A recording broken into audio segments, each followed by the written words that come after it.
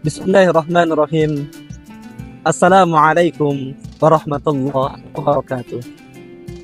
Innal hamdalillah nahmaduhu wa nastaghfiruh wa na'udzu billahi min shururi anfusina wa min sayyiati a'malina.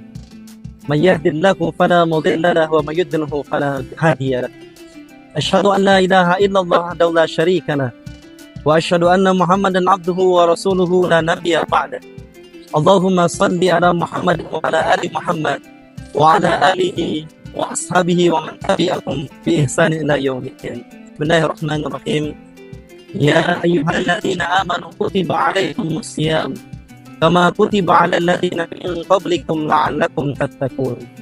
Wa qala Rasulullah sallallahu alaihi wasallam, man shoma ramadhana imanan wa ihtisaban ghufira lahu ma taqaddama min dzambi.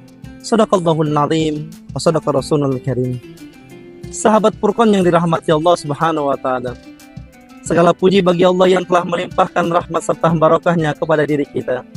Sehingga alhamdulillah pada Ramadan ke-15 ini Allah masih memberikan kita kesehatan. Allah masih menguatkan diri kita untuk bisa melaksanakan aktivitas ibadah-ibadah di bulan Ramadan ini.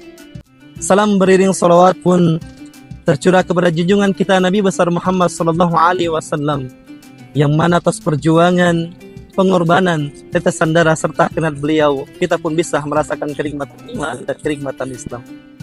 Sahabat Furqan yang dirahmati Allah Subhanahu wa taala, sebagaimana yang kita ketahui bahwasannya tujuan dari syariat puasa ini, Allah ingin menjadikan diri kita orang-orang yang bertakwa. Hal ini sebagaimana Allah firmankan dalam Al-Quran, Quran surat Al-Baqarah ayat 183 yang berbunyi, ya alladzina amanu kutiba alaikumus shiyam kama kutiba alal ladzina min qablikum la'allakum tattaqun.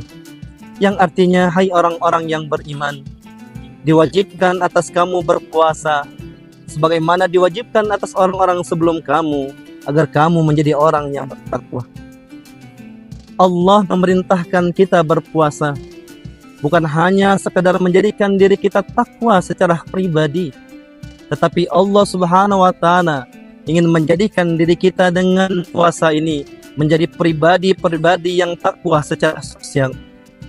Tarbiyah rangkaian ibadah di bulan Ramadan ini bagaimana menjadikan diri kita orang-orang yang simpati, orang-orang yang empati, orang-orang yang peduli, orang-orang yang dermawan, orang-orang yang memperhatikan bagaimana saudara-saudara mereka.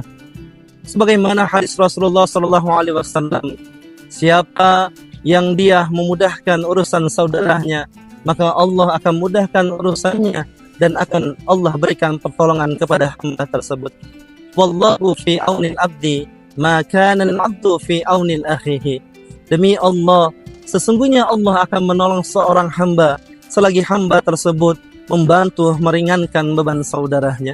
Oleh karena itu, pendidikan tarbiyah Ramadan ini menjadikan diri kita orang-orang yang mampu merasakan kesulitan orang lain, mampu bagaimana merasakan penderitaan saudara-saudara kita, mampu meringankan dan membantu saudara-saudara kita yang mungkin kesulitan saat di bulan Ramadan ini.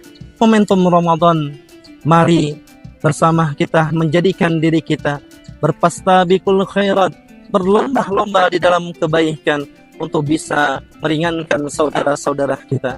Karena kita meyakini seorang mukmin adalah saudara dari mukmin yang lainnya. Al-muslim lil muslim kal jasadil wahid. Muslim yang satu dengan muslim yang lain ibaratkan dengan satu tubuh. Mudah-mudahan Ramadan ini menjadikan diri kita bukan hanya soleh secara pribadi, tapi mampu menjadi soleh secara sosial. Akhirul kalam, billahi taufiq wal hidayah summa wal inayah. Assalamualaikum warahmatullahi wabarakatuh.